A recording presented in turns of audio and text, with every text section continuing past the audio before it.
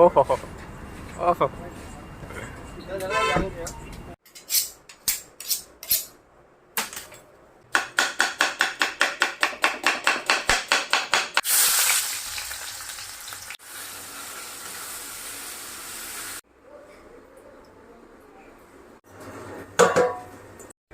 Hi hello नमस्कार मु आपको स्वागत कर मोर न्यू ब्लॉग चैनल को आशा कर आपण मैंने मत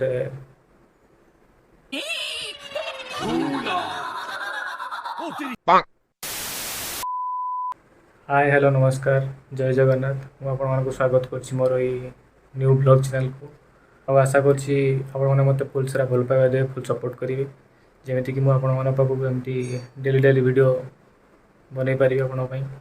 अच्छा हाय हेलो नमस्कार जय जगन्नाथ मु आपको स्वागत कर मोर ये न्यू ब्लॉग चैनल को आशा कर भल लगे जदि भल न लगे प्लीज कमेंट जनइबे ताकि मुझे नेक्स्ट टाइम जो वीडियो बनैबी किसी वीडियो किसी सुधार आने चेष्टा करी तेणु आशा कर फुल सपोर्ट खूब सारा भल पाइबा देवे तेणु चलतु वीडियो स्टार्ट करिया।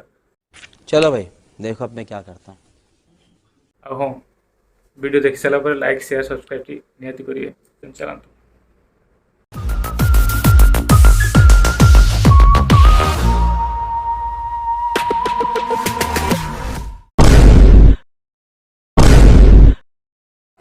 आम दुज बाहर पिज्जा खायापी जावाई चलतु।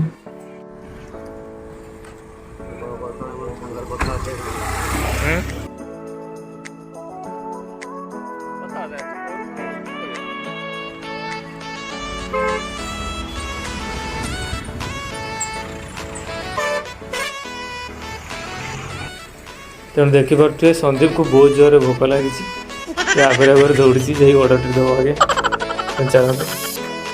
ये हूँ आम छोट पिज्जा सेंटर आम रूम पाखे जस्ट 100-200 मीटर हम रूम को अभी आम ऑर्डर हो सारी सी भाई पिज्जा बनाऊँ रेडी चलती टाइम तो लगे कहते आम पिज्जा टी भितर पशिला भोक लगे आउ भोक संभाई न पारी संदीप कहला गोटे सुरमा रोल ऑर्डर करवा। बहुत समय अपेक्षार पर अंत घटी अपेक्षार अंत घटी पिज्जा आमर आसी पहुँच जाकू सजावर व्यस्त अच्छा आमर संदीप भोक लगे कहला से सजावर व्यस्त जल्दी सजा सब प्रकार सॉस पकई सारा बर्तमान किसी मसला पका हो जोटा कि पिज्जा ऊपर मसला पड़े या भोक लगुला ये एत रंग हो मसला फसला पकड़ सजू जल्दी रेडी कर खाया बस तेणु आमर बर्तमान रेडी। ओ भाई ये तो छिड़ू ही नहीं।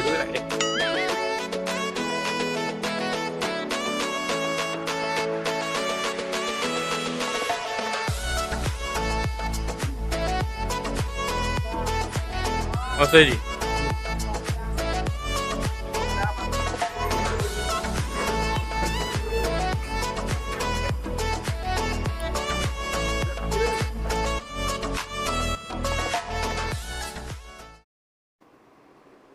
धीरे धीरे धीरे धीरे धीरे धीरे अरे बाबा एटा की स्टाइल एटा को टाइप रो की स्टाइल तमर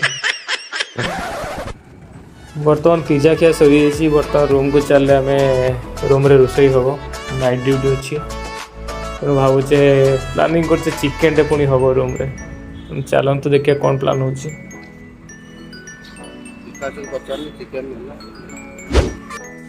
तो फाइनली चिकेन नहीं आसी आम रूम तले पहुँची जाइए देखिए से कौन कर मसला फसला रेडी कर अरे भाई भात तो से पशे जा चलो रेडी करिया। अरे भाई क्या मर्डर फर्डर करना अच्छी ना कौन मुझे अपने घर जाना है मुझे घर जाना है।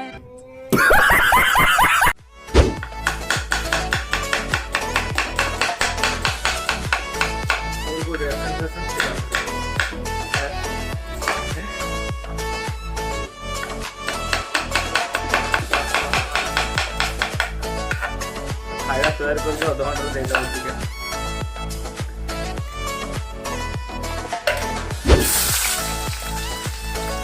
ତେଣୁ ଚିକେନ୍ଟି ଯେତେବେଳେ ରୁମ୍ରେ ହୁଏ ମ୍ୟାକ୍ସିମମ୍ ଟାଇମ୍ ମୁଁ ରାନ୍ଧେ। ଆଜି ବି ମୁଁ ରାନ୍ଧୁଛି କାହିଁକିନା ମୁଁ ବ୍ଲଗ୍ କରୁଛି ନା, ନହେଲେ ଲୋକ ଜାଣିବେ କେମିତି ଯେ ମୁଁ ରୋଷେଇ କରୁଛି କି ନାହିଁ। ଏଠି ଆମର ବିକାଶ ମସଲା ରେଡ଼ି କରି ରଖିଦେଇଛି, ରସୁଣ ଅଦା ପେଷ୍ଟ ସବୁ ରେଡ଼ି କରି ରଖିଦେଇଛି, ଟମାଟୋ କାଟିଦେଇଛି। ଆଉ ଏଠି ଚିକେନ୍କୁ ବି ସେ ଭଲ ଭାବେ ଧୋଇକି ହଳଦୀ ଲୁଣ ପ୍ରାୟ ତାକୁ ଗୋଳେଇକି ରଖିଦେଇଛି। ଆଳୁ ବି ପୁରା ସାଇଜ୍ରେ କାଟିଦେଇଛି।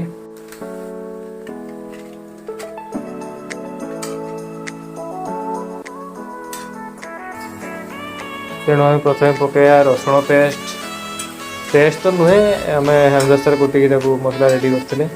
ପେଷ୍ଟ ଏତେ ଟେଷ୍ଟ ଆସେନି, ସେଥିପାଇଁ ଆମେ ମସଲା ନିଜେ ରେଡ଼ି କରୁ।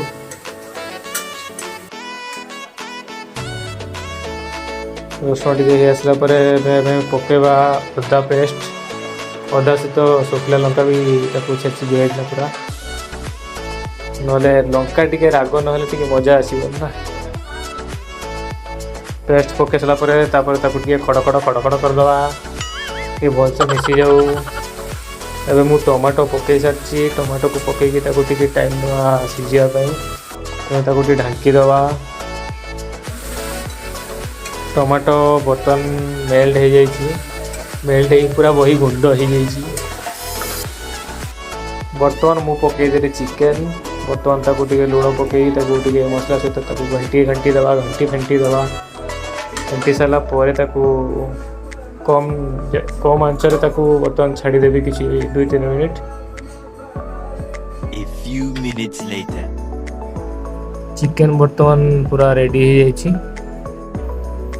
ତାପରେ ଟିକେ ପକାଇଦେବା ଗରମ ମସଲା, ଯେଉଁଟାକି ରୁଚି ଗରମ ମସଲା, ଆମର ଓଡ଼ିଶାରେ ବହୁତ ଫେମସ୍, ଘରେ ଘରେ ପରିଚିତ ରୁଚି ଗରମ ମସଲା।